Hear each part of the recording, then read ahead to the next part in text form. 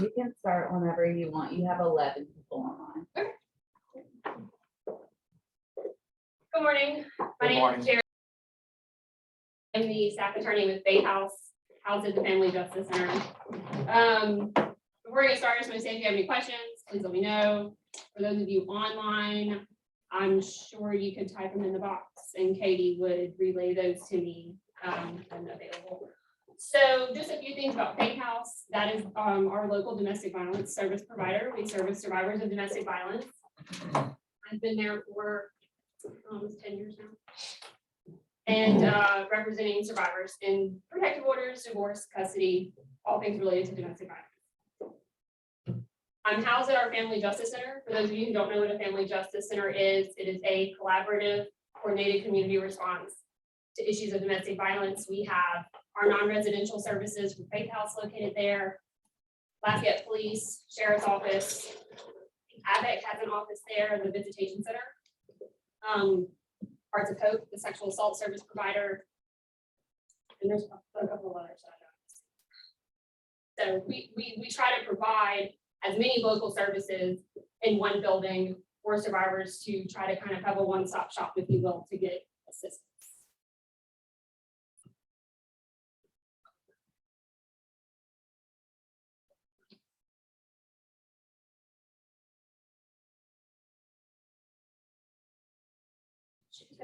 Yeah, no, somebody earlier, they were having trouble with the little clicker not working. I'll go tell her. Thank you. Yeah, she had to come in and do something to make it work again. She's coming. Thank you. Hey, it was.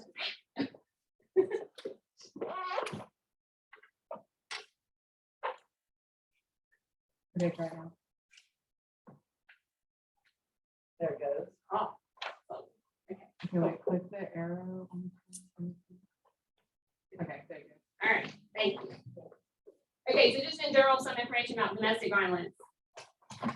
Domestic violence is obviously a huge issue in our society. 1 in 5 women are affected in the country, 1 in 3 every 8 seconds. And men as well, 1 in 7 men. The data we have on male victims is obviously not as accurate because it's so underreported. So this is based off of what is actually reported. The Office for Violence Against Women and the National Network to End Domestic Violence does reports every 2 years about national rankings for fatalities in domestic violence. Louisiana is always in the top 5. We usually alternate between first and second. Oddly enough, Alaska is who we usually trade with. I don't know why. But we have some of the highest fatalities for domestic violence related offenses in Louisiana. This is from 2019. I tried to find more recent numbers. I don't think they've done with COVID that much new information since then. 67% of DV homicide victims are killed with a firearm. And then approximately 70% of those deaths occur after the victim has tried to leave the relationship. So that's obviously a super dangerous time. Their lethality escalates and things get worse for the survivor. Just some basic information about the pandemic. I can tell you before the pandemic, we had 2 hearing officers who hear protective orders on Lafayette Parish. Each of those dockets would probably range from maybe 10 to 15 cases at the most on a Thursday. I have 25, 30 every Thursday, each hearing officer. I mean, I don't personally, they do. They have, the last docket was 26 for hearing officer Randall, and hearing officer Stanford had somewhere in the 20s. So since the pandemic, people being at home, losing jobs, the numbers have just, I mean, it doubled. It's been crazy. There's some statistical information here about just Faith House and how many calls we increased. In 2019, we had about 10,000. In 2020, following the pandemic, we went up to about 17,000.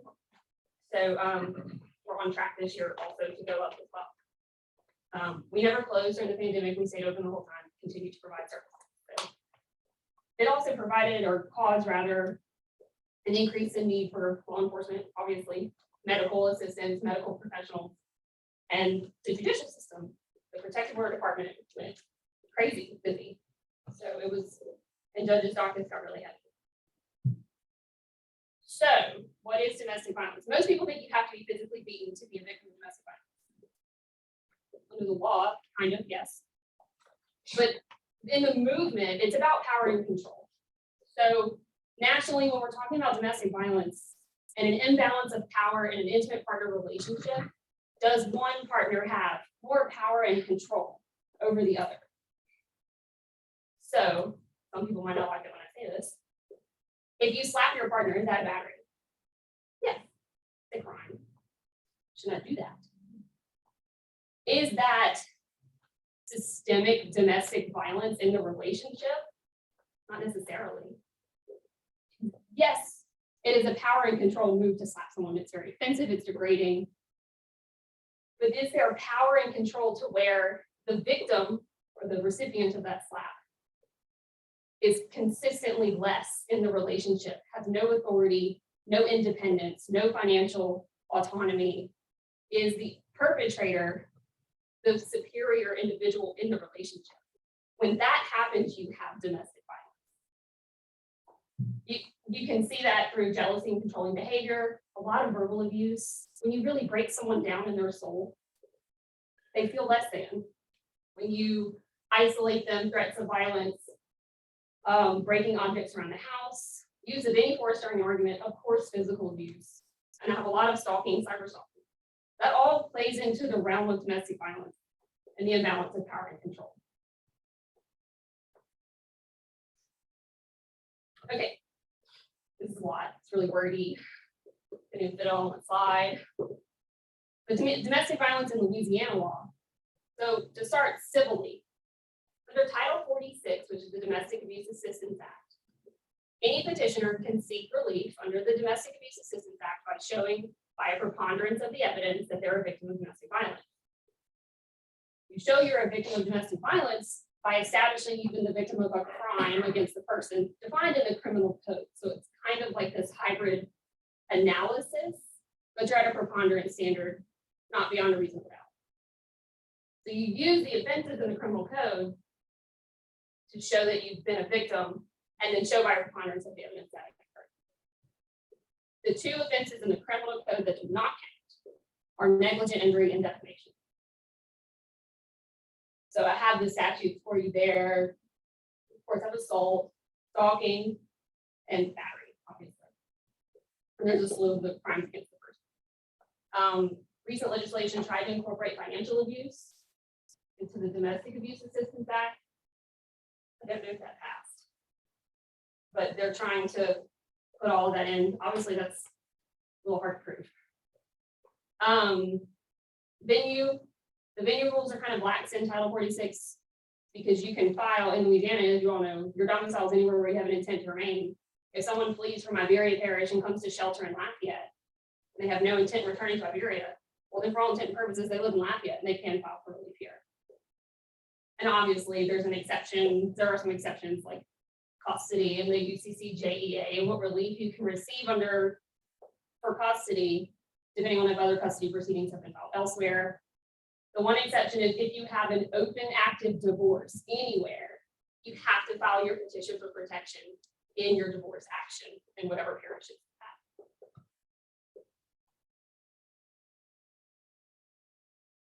at. Oh, and just really quick to go back, to be under Title 46, you have to have the requisite relationship. So the Title 46 requires specific relationships in order to file the seek relief. You have to be married, intimate cohabitants, parent to child, I think grandparent to grandchild is applicable. So those are just some of the examples, but one example that does not apply, siblings. A brother cannot file against a sister under Title 46 or vice versa. Neighbors, if you have a neighbor you believe to be stalking or harassing you, you can only file under the Code of Civil Procedure, Article 3601. That doesn't qualify under the Domestic Abuse Assistance Act. So you also have to meet the requisite relationship. Okay, so this is, when I initially did this PowerPoint, it was for attorneys who were volunteering their time to represent survivors through the LVL program. So some of this information is meant to just provide general info as to what happens in Lafayette regarding our hearing officer process. Obviously, and I'm sure most of you know, if you're going to a hearing, your client has probably gotten ex parte relief in a TRO. You can have it denied and set for hearing. So check your orders and see, you know, what the initial duty judge or the reviewing judge signed. You obviously need to confirm service. You have to have a hearing set within 21 days. It can be continued for good cause shown. Usually the continuance is supposed to be set within 15 days. Obviously, we don't always have a docket that quickly, but that's in like Christmas time. This is tomorrow is the last docket for this year. The next docket's not till January 6th. So the docket tomorrow is ridiculous. And they're not gonna have service on a lot of those people. You can get ex parte relief, temporary relief on custody. Children can be protected persons, so they can be a protected petitioner themselves. In addition to the fact that down further in the order, the petitioner can be granted custody of the children. And sometimes duty judges will leave the children as protected persons, but they strike through the custody and they must set that for hearing. Well, they're still protected, so the defendant still can't go near them anyway, which is good. I mean, that's part of the safety mechanism, the point of having the TRO, right? Let's see. Obviously, at the hearing, we will talk about custody. One thing about custody that most people don't realize is in 2016, Louisiana affiliation laws changed. Prior to 2016, if you were unmarried and you signed the birth certificate, father was affiliated to the child. That's no longer the case as of August 1st, 2016. And it's just prospective, it's obviously not retroactive. Signing the birth certificate, again, for unmarried persons, is no longer sufficient to establish legal affiliation. You can sign it and they can have their name on it, or you know, the child can bear the last name, etc. But you have to either sign an authentic act or have a judgment of paternity. So a lot of cases that I have are not affiliated. So custody is not really at issue when I go to my hearing. I'm obviously asking for the relief, but I don't have to talk about visitation. And of course, she won't get child support either. But they don't usually get paid anyway. So, at the conclusion of the hearing, should the petitioner prevail, the hearing officer will complete the Title 46 requisite paperwork. All of those forms, by the way, are on the Louisiana Supreme Court's website, and you can fill them in yourself. If you have an agreement, opposing counsel, y'all talked, and they're going to stipulate conditions with protective order, you can, you know, those judgments are readily available to you as well. It does have to be on the form though.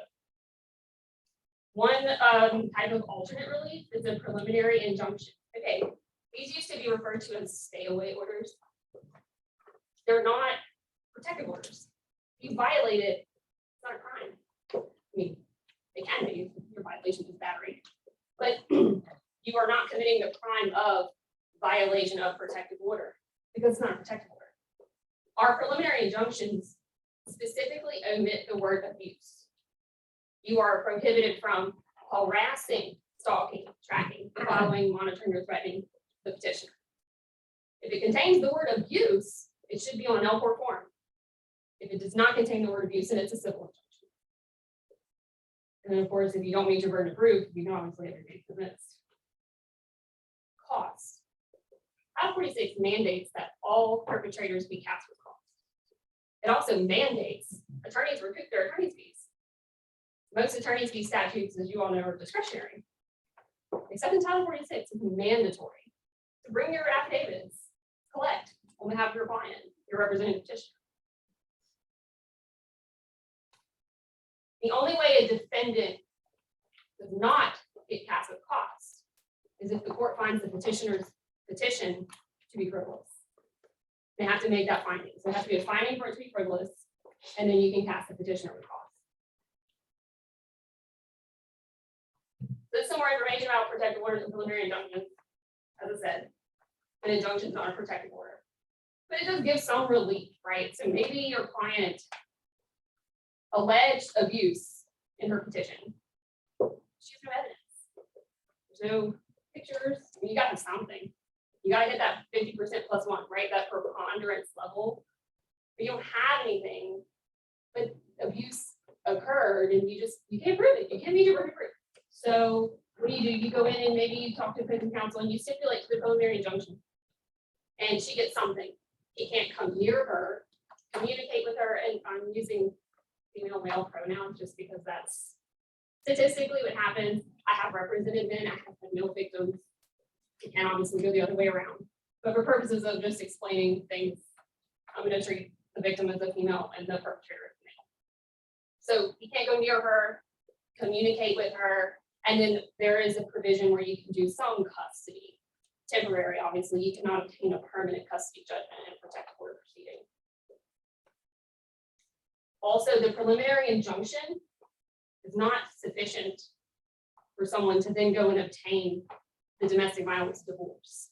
So they have a 1035 divorce statute that says, after a contradictory hearing, an injunction or protective order against abuse issues. These injunctions that I'm referencing don't contain the word abuse. They omit the word abuse. There are other statutory provisions referenced as injunctions that do go on L court forms and contain the word abuse. 9372, 9361. You can get domestic violence divorces with those injunctions, but they go on L court forms, not this stay away order. So again, it's not a protective order, but it's something. Again, it's not possible to arrest for a violation. The only recourse the petitioner has is to file a civil contempt. I do refer to it as lesser relief because it is, but it's something, right? And you can still get some custody child support, so it allows or something.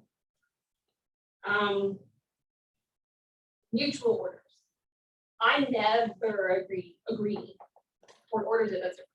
I never agree to mutual orders, especially if the defendant didn't file anything in reconvention. It's a notice issue. And we used to get those a lot whenever the court would say you don't meet your burden of proof, I'm gonna issue a mutual stay away. Well, why? You didn't file anything. Why does he need relief? Protective order relief. Custody is obviously different, but why does he get relief protection from her when she had no notice that this could even have happened today? What is she to defend against? Now he can use things in defense, obviously, but how is she able without notice to defend against allegations he's making against her if he didn't file anything? It's basic due process. So there is also Supreme Court precedent, Louisiana Supreme Court precedent that says you cannot issue mutual protective orders if the other party didn't file. So why can you do a mutual injunction? If you can't have mutual protective orders, why is a mutual injunction allowed? So obviously if the other party files in reconvention and you have competing orders filed, that's different. If you have a defendant who's in jail or has pending criminal charges, that's always the first thing I tell the hearing officer, because they have a right, a Fifth Amendment right to not testify and self-incriminate, and they need to be given that information and the opportunity to consent if they want to the protective order, which they can. So in that situation, what do? Do they draw an adverse presumption from the non-testifying party? Yes, so like most So of them, they're done pretty much, either way. especially if they've already had a Wins law, which I'll talk about that in a minute, but if they've already been to a criminal bail Wins law hearing, evidence has already been put in the criminal record too. So if they're agreeing by their own testimony, they're consenting. And so if I get that agreement, like with the opposing counsel, I write in the protective order, defendant admits to the issuance of the protective order or consents to the issuance of the protective order without any admission of guilt to the allegations pled therein. And that way they are covered criminally. I do, however, in my stipulations, I require the other party to agree to the finding that they pose a credible threat to the petitioner, because that's what takes away their gun. You have to have that finding under state law, and that box checks on the LPOR form for them to have to sign over or turn over their firearms. If you don't check off that box, federal law still says they can't have their guns, but Louisiana state law does not apply. The NRA was present at that legislative hearing. So I part of my agreement is I have no agreement if that box isn't checked off. That's a big deal. And then if they don't agree, but they don't want to testify, yes, like Randy said, they get a civil adverse presumption. So.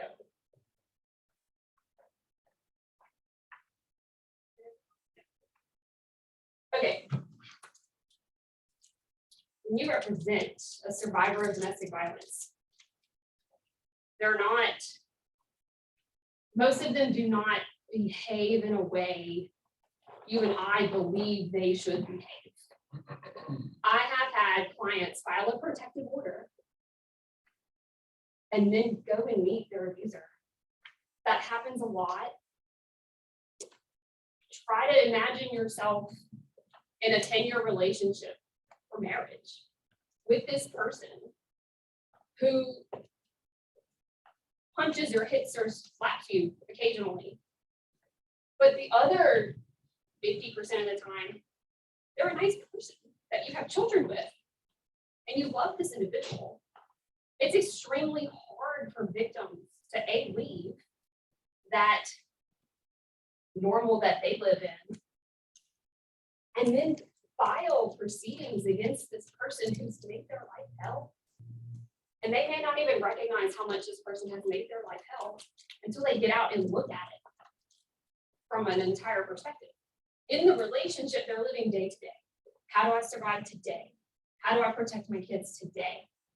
And then they get out and they go talk to an advocate and they go through a checklist and they're like, oh my God, I can't believe I've been living like this for however long. And then they don't talk to the abuser for a little while. And they're like, I don't know where he is mentally. I don't know what's going on. And I just want to, if I could hear like the level, the tone of his voice, I'd know what kind of danger I'm in today, because that's what they did for 10 years. And it is hard for people who don't or haven't experienced domestic violence to kind of wrap their head around that type of behavior.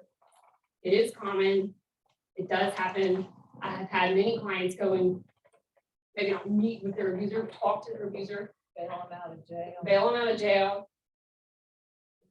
That doesn't mean they don't qualify to receive civil legal relief.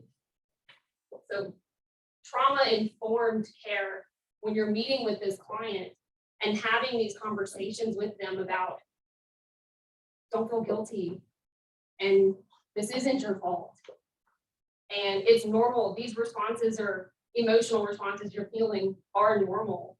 That's very reassuring to someone who will sit in my office and be like, I did this to myself. I provoked him, or I did this, or I said this. And you've got an abuser who's talked to her ear for 10 years telling her it's her fault. So it's a lot of damage to undo. Don't be surprised when they play down major events. You'd be surprised how many survivors sit in my office and go, he punched me in the eye and called me A, B, C, and D. And then you ask him, was he ever like put his hand around your throat or otherwise stop you from breathing? Oh, yeah, he strangled me all the time. Like, that's not a big deal to them because it's normal. That's their norm. What hurts more are the things in front of the kids, the really degrading language that sticks with them. They can forget bruises.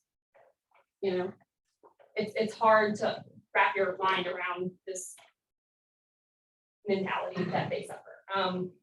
Long-term verbal abuse and emotional degradation weigh really heavy on survivors. They're both important to talk about with your client and help them navigate that mental stressor and make the referrals to the appropriate mental health professionals. That's okay. But one thing I do, I leave the trauma, emotional stuff to the advocates. That we have advocates that meet with the survivors and talk with them about the cycle of abuse and the patterns of power and control. My job is to prove abuse and domestic violence. And so I tell them all of those things are important. And in your testimony, we'll round off with that emotional abuse. But we're gonna start with the punches. We're gonna start with the physical. We're gonna start with the false imprisonment, the things that meet the statutory requirements. And just let them know, so they know you're not disregarding other important things to them.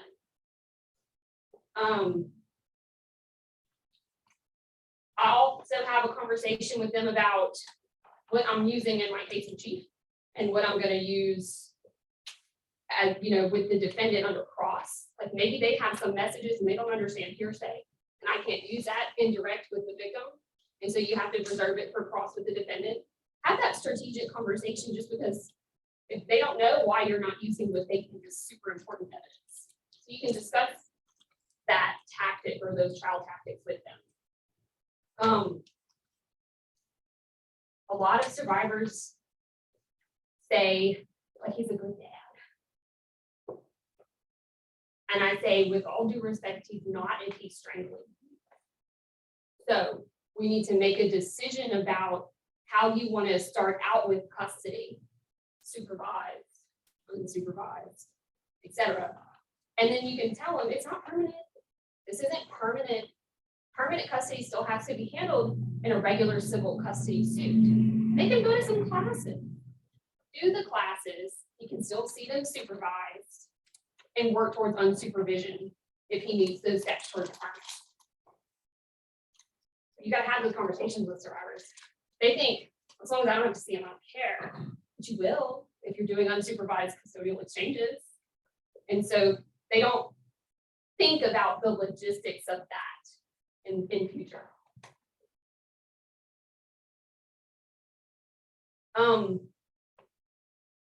Discuss confidentiality with your client. Faith House and the Family Justice Center are extremely strict about confidentiality. All of our survivors are protected by federal and state law. We don't release any information about them ever. But I do have a conversation with them about confidentiality and limits to that confidentiality when they're using, like me, for representation. Obviously, the hearing officers know, the court staff know I work there. So if I'm representing them, they've clearly been to the Family Justice Center. And if you're representing a client who's a victim of domestic violence, it's important to say your defendant's gonna figure out who I am. They may try to call me, whatever. Just don't worry about it. I won't share any. Just reassure them that you're not going to share any really private information, obviously not related to their legal case. Address those self-blaming statements and the shame and the minimizations, and talk to them about how that's all very normal. It's all very common in the course of navigating post-separation power and control. When most of the people, I realize when they come to you, they've already filed. They've already alleged in their petition their allegations of abuse. Sometimes they need to be fixed. Sometimes they're just not good. And sometimes they don't put in the things that they need to put in that maybe did happen because they're focused on the other things that are important to them emotionally. You may have to amend the pleading, file a supplemental petition, amend the allegations, etc. And talk about evidence.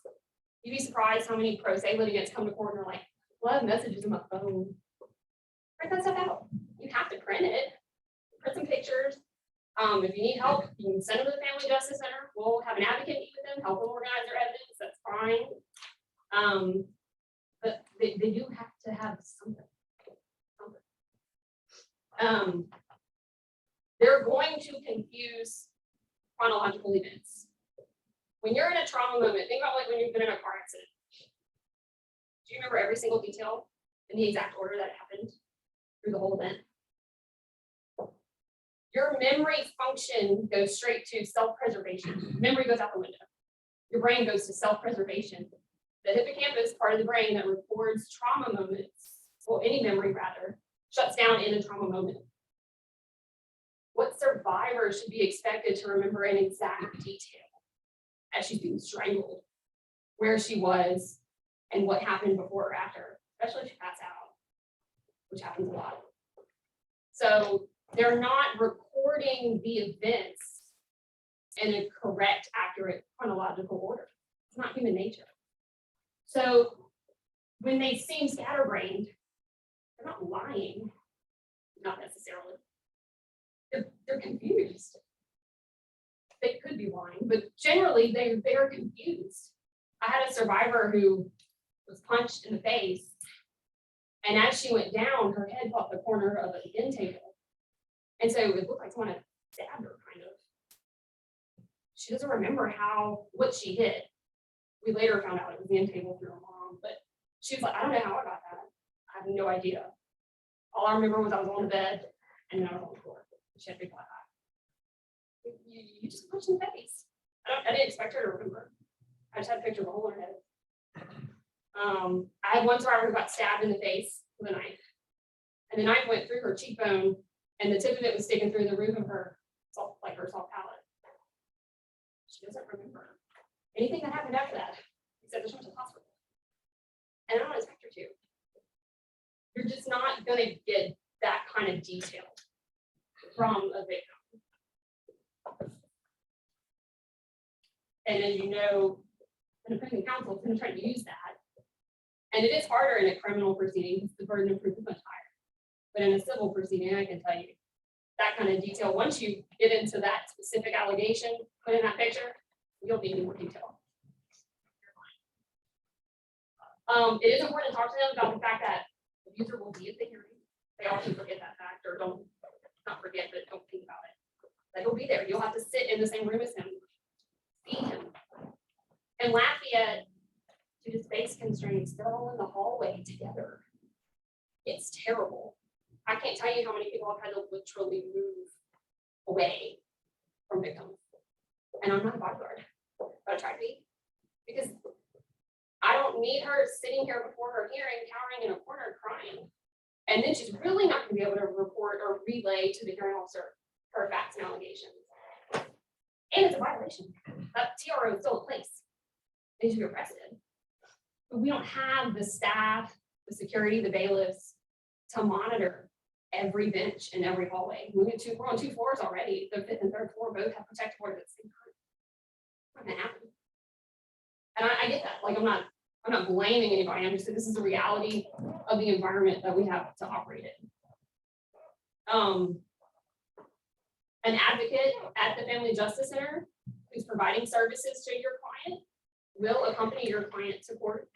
And that is a service we provide if you would like that to happen. And of course, in Lafayette, we have hearing officers. So the hearing officers hear the case. There's no court reporter, which is really unfortunate when criminals start talking. But I digress. They will hear the testimony, look at the evidence, and make a recommendation. Either party does have the right to object to that recommendation and proceed to a hearing in front of the assigned judge. It's usually not the same day. So now you've got a survivor who's been to the courthouse to file, has sat through a rather lengthy day, probably at least until lunch at a minimum, waiting to have her hearing. So it's 2 days off work, 2 days needing childcare. Maybe a third if she made a police report, she had to talk to law enforcement too. And now there's an objection. She got to go back on another day in front of another judge, do it all over again. It's not a very fun process.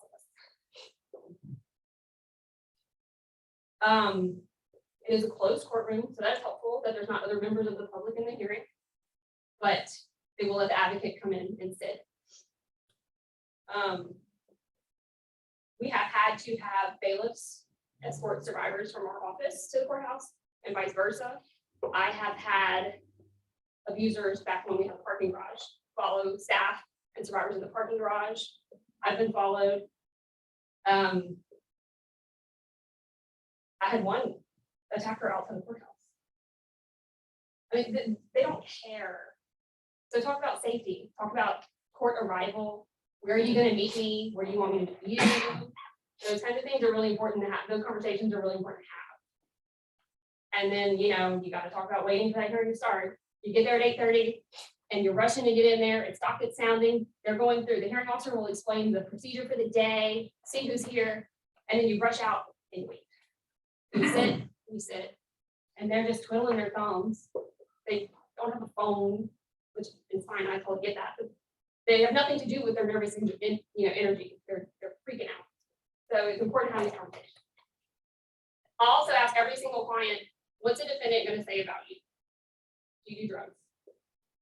If they do, if they don't, doesn't matter. But I want to know, have you ever fought back? Very common. I have loads of cases where a defendant has a bite mark on their forearm because he's got her in a chokehold. So what injuries is he going to have? And can I answer for that injury?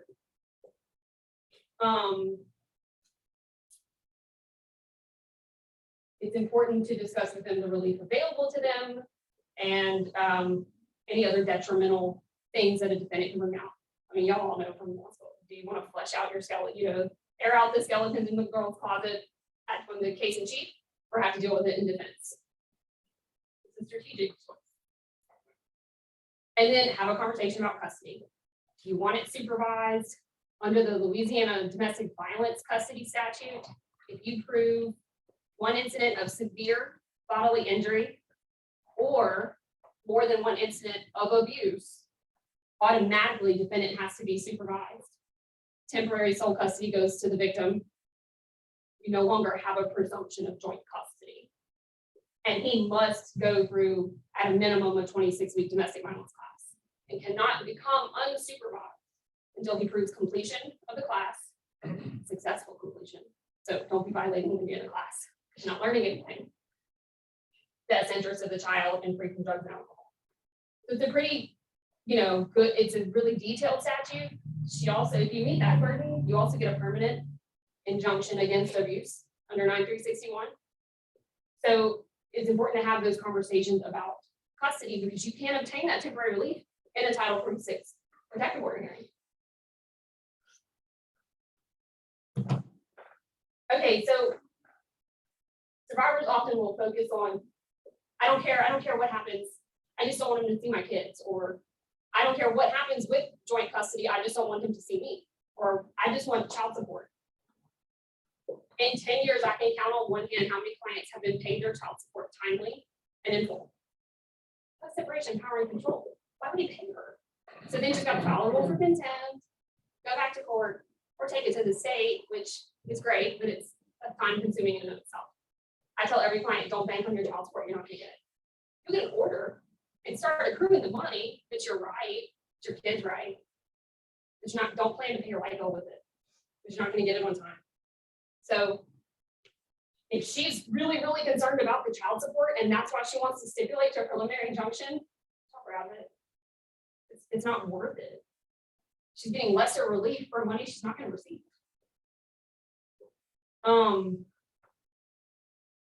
And just because the abuse, let's say she's focusing on cheating, cheated on me all the time. That doesn't mean other serious things didn't happen. Or maybe they both cheated on each other, or she cheated, who cares? You can't punch someone in the face because they cheated on you. So redirect her to the abuse, redirect her to the physical. The other stuff matters, but meet your burden first. And then talk about the continued power and control. Maybe that's what gets you from a 1-year protective order to an 18-month protective order, but you still have to meet your burden. A lot of survivors feel like they're the abuser sometimes. Well, I did this, so I'm the one that's abusive. Or I hit him first, which that does happen. I had a survivor who once said, every time he came home from offshore and locked the deadbolt to the door, he didn't always like it, but when he did, she knew like it was just the day. His pattern was starting over, the cycle was starting over, and it was the day. And so it finally got to the point where she said, the last time I slapped him, I hit him first because I wanted to get it over with. And I realized that sounds unnatural, but she wanted it to be over. And she knew based on the history and how it always happened before that cycle was restarting. And I was able to show the past stuff and she got her protective order. He had also been convicted of domestic abuse battery, so that helped. It's important to try to have survivors write their own allegations in the petition. Gotta get it out. And it helps them see where they're not the perpetrator. The imbalance of power and control belongs to the other individual. And as I said previously, they often have voluntary contact with the defendant after a TRO. It can be explained to the court in a way that it doesn't harm the case. And fortunately, here in Lafayette, I will say, all of our hearing officers and the judges are pretty well versed in domestic violence, trauma, and cycles of power and control. And you can ask, I know the hearing officers for sure, if you're in a pretrial and opposing counsel saying, well, she called him after the protective order, the hearing officer, that is normal. That happens. Jail calls, I get jail calls all the time. You never really know. We do lethality screenings with every survivor. Geralyn C. Campbell was a nurse at Johns Hopkins University who took a bunch of data and put together an evidence-based analysis, if you will, to kind of try to assess the lethality that survivors face when leaving a relationship. As I said, 70% of the homicides happen after survivors attempt to leave. That's when it's most dangerous. So there's I have a mini eval in the PowerPoint, but we have a lengthy 15 question-ish evaluation where they're weighted questions and you score the survivor based on their answers to the questions, and they fall in a bell curve kind of scoring category. And you can say they're in extreme danger or they're in moderate danger. I mean, they're not foolproof, but it helps the survivors see what level of danger they're in once you go through each questionnaire. The weighted questions are, does he own a firearm? Obviously. Have you ever been strangled? Do you have kids that are not his? And have you left in the last year? And there's one other weighted question. But it helps you prepare as their attorney for court. It helps them prepare. It helps the advocates really structure a good safety plan for that victim. And, it just really kind of, it's a preparation tool, basically. So you can do this mini assessment with your client. It also helps them think of things that they didn't remember. Have you ever been strangled? Oh, yeah. Does he have a gun? Oh, he does. These are, if he was arrested last night for punching her in the face, she may forget prior incidents that happened a year ago, 2 years ago. Has he ever hit you while you were pregnant? Do you have children that are not his or children for him? These all matter. These are facts that matter.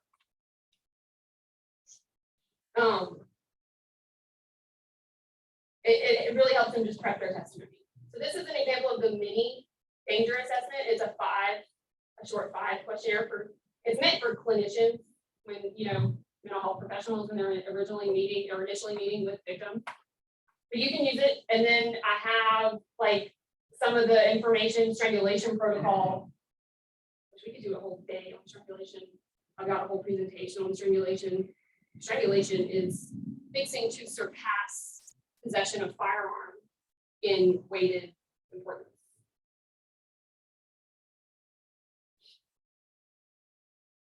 So we kind of already talked about client testimony and going through the evidence.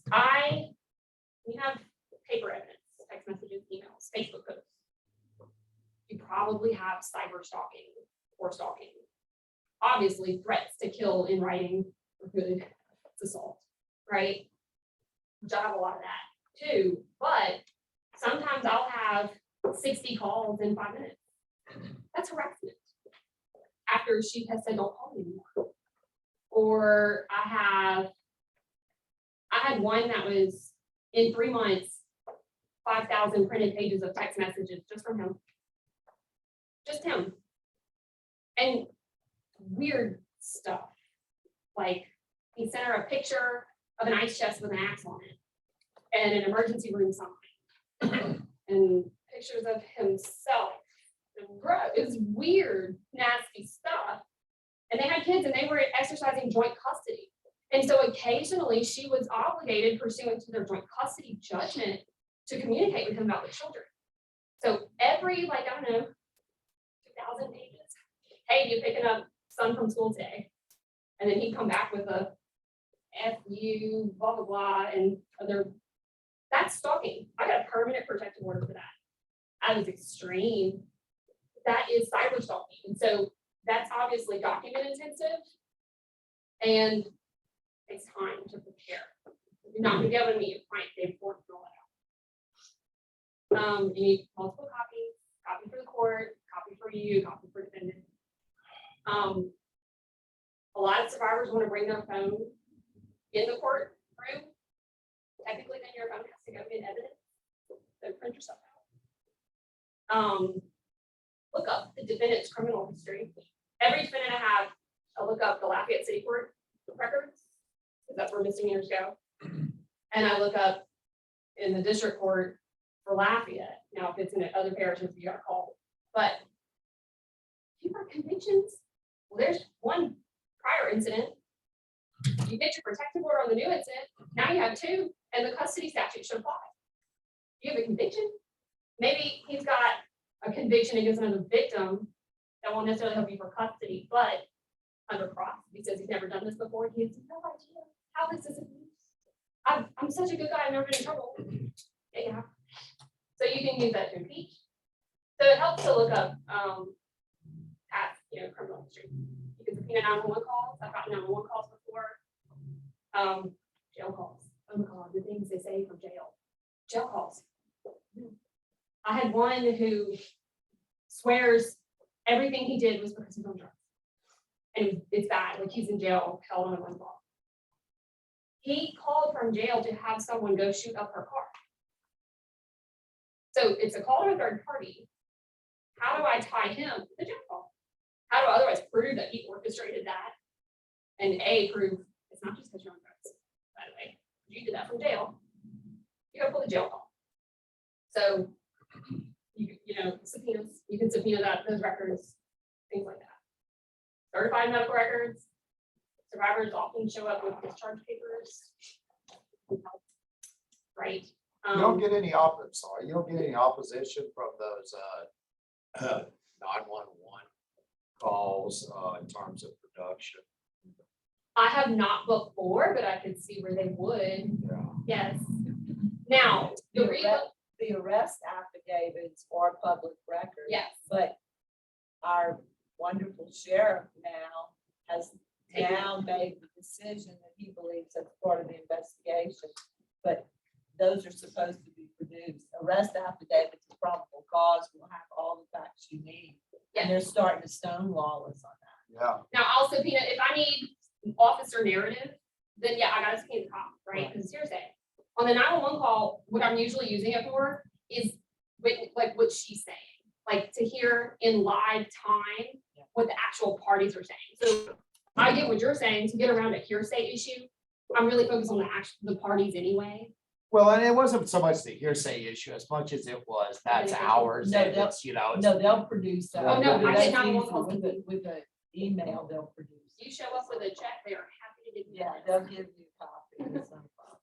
But yeah, I have a bigger issue with police reports, and it happening to be produced for in-camera inspection for the sanctity of the ongoing investigation. Well, then I just made a copy. And of course, we all have this problem, but subpoena a cop to a hearing, oftentimes problematic. Have you ever thought of a way to get around that impediment of coordinating the time? Because I know as attorneys, when we subpoena law enforcement, Yeah. which I rarely do, but I Me too. don't represent Faith House. So, but I see them sitting there in the hallways. So what I do is I don't generally subpoena them for the hearing in front of the hearing officer, Okay. because I get another bite of the apple anyway, if I have to object, fine. So for example, I have one tomorrow that I had to subpoena the officer for. I told him, look, give me your number, you can be on standby, how much time notice do you need? I'm gonna ask the judge what time they want us to go. If judge says 1 o'clock and you need an hour, I'll let you know by noon. So I try to open that door of communication as much as possible between myself and the subpoena person. Yeah. Because I don't want them to sit around all day, unless I think they did something stupid, I don't make them sit around all day. I try to be as accommodating as possible. And, you know, I explained to them, like, it's a rule day in family court. I'm gonna try my best. This is just some information about the differences between a physical abuse case and a stalking case. The physical is easier to prove. Black eyes, strangulation marks. With strangulation, oddly enough, you don't have a lot of physical injuries because the neck is so vascular. Strangulation, the concern about strangulation is the disruption of oxygenated blood flow to the brain and out of the brain. So the most I get from strangulation are scratch marks, or sometimes up here, finger marks. You don't get a lot of bruising in the neck, very vascular area. The trauma, the medical trauma from strangulation is internal, and at least petechiae. When you see those pink spots on people's eyes, they've been strangled.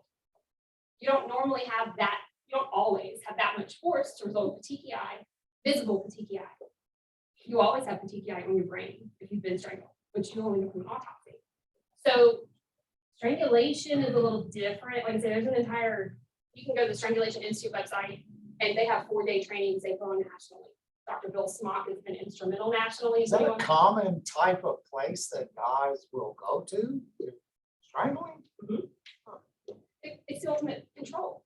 Look how much power I have over your life. I can kill you in a second.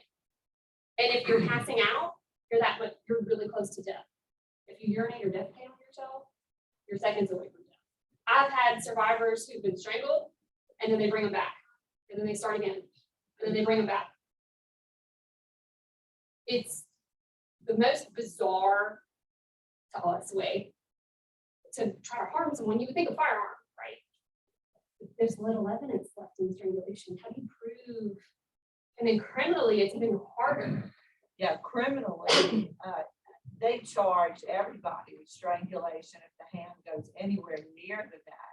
But the criminal statute requires you to prove that they Lack of breathing. lost, the ability to breathe, or they've lost blood flow, and that generally It's is hard to not, cannot be proved. In that regard, I would suggest that Louisiana is a bit behind the curve in the criminal statute. Other states have changed with the recent, like last 10 years, with the recent knowledge we've learned about strangulation, again, with Dr. Bill Smock's forensic examinations. Other states have begun to change the way they view strangulation. One of the trainings I went to, he had grabbed the victim around the diaphragm, and she wasn't able to breathe. And the way they proved lack of breathing was they had a medical expert testify to it because she had the petechiae between her toes. It disrupted the blood flow to her lungs. I had a guy in the criminal realm who, the woman was sitting on the couch, and they were having this, big old argument, and he took his t-shirt and he went like that. He pulled and then he walked off. Yep. They charged him with strangulation. She was still bitching at him as he was walking away. I mean, there was no evidence, but they just upped the charge, and we eventually got that bumped down to a misdemeanor. But I see why they charged him with it initially, based on what if she told law enforcement and there was enough PC to corroborate the fact that it went around her neck. they had cameras in the house, and they had the whole thing on video. The whole thing. I mean, who puts cameras in their own house? I've But had a lot anyway, lately from cameras in the Yeah, corner of their living room. So the whole Weird. thing was on video. So that's pretty much how you have to prove strangulation. You pretty much need video evidence these days. Can I ask you one more thing? Yeah. That's nothing to do with strangulation. Permanent, you mentioned permanent protective orders. The word permanent obviously is a big word. It sounds fairly definitive, but there are ways to dissolve that protective order, correct? What have you found to be the more convincing arguments or, arguments set forth in support of a motion to dissolve? I haven't had any. Okay. The few that I've seen filed are like, I haven't done anything. I haven't talked to her in a year. Well, then it's Or they live in different states or different And, areas. yeah, and That was what maybe gives, surprising. what makes what gives the ability, well, I mean, the statute does, but under what circumstances does the court make it permanent? I asked for a permanent, Okay. if there's a lengthy history. And that's permanent, like for the rest of their natural life, that can never be changed, or what? Non-expiring. It can be change. All of it can be subject to a motion to modify or dissolve. Okay. It's really a case by case basis. I would concede that, like, I don't know, if he's a business person who, or a military individual, maybe he's gonna go be stationed permanently in another country, or, you know, it's been 15 years, okay, you might have grounds there. But if it's been a year and the mover says, well, I've not talked to her, I have defeated those. And so, you know, that's not grounds to terminate just because you're alleging the protective order's working. Yeah. Why? But I mean, I'm not saying that there are no circumstances. It is possible. For example, when you get the permanent custody one, when the kid turns 18, what's the point then? Yeah, and so would the word abuse have to be in there for it to be permanent? Oh, yeah. Well, not necessarily. You could probably do any civil injunction you want and omit the word abuse. But if you have the word abuse in it, that just means it goes on a protective order registry form and it goes in the registry. I've had the victim say, I'm good. And that And would agree. be, Yeah. That's the probably She'll the most say, common look, way. we both moved on. Yeah. That's us 10 years ago. That's not who we are now. okay, And then I have some that are like, no, I still need this. yeah, You know, it Yeah. really is a case by case basis. it is, okay. We kind of already talked about custody. Some of these things already mentioned, post separation power control, not paying child support. Maybe she got her protective order, but they have to do joint custody and he's not following the joint custody plan, you know, abusing those boundaries, things like that. Refused to enroll in the class. That continue, like you see in most litigations, but it's in the realm of power and control. This is my pitch for LVL, because we always need attorneys to assist people with protective orders. I can't tell you how many we have tomorrow, and I can't do them all. And so we need volunteers. You get CLE credit. And for our new attorneys, it's excellent courtroom experience. And you can really help somebody, and they really care and appreciate that assistance. I kind of talked about this earlier, like how you kind of want to prep your client and help empower them, help them to make their case. When she says, but he didn't hurt the kids directly. Well, if he's strangling you in front of them, that's pretty detrimental to the children. And these are different community resources that have at the end for anybody. Thank you very much. Thank you.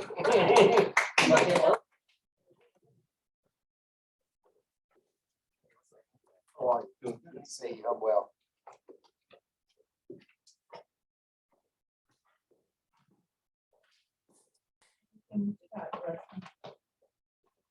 Okay, good.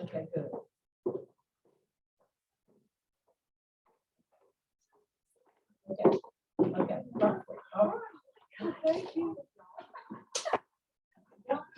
Matthew graduates Friday. And so, yeah, so he'll be in, Michelle with boyfriend, and Michelle will be in, so we're gonna be at home for the weekend. Yeah. So we y'all Merry Christmas, tell Catherine the same, and to your kiddos, hope everything goes well.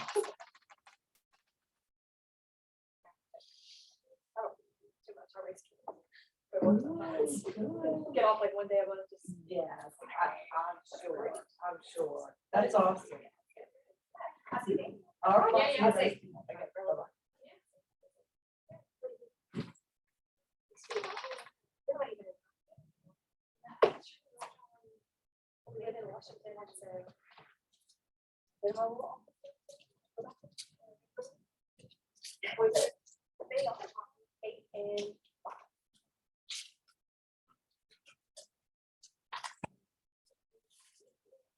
You must CLE, and then I need to watch quickly.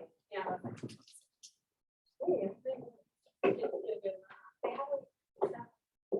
I have 8K.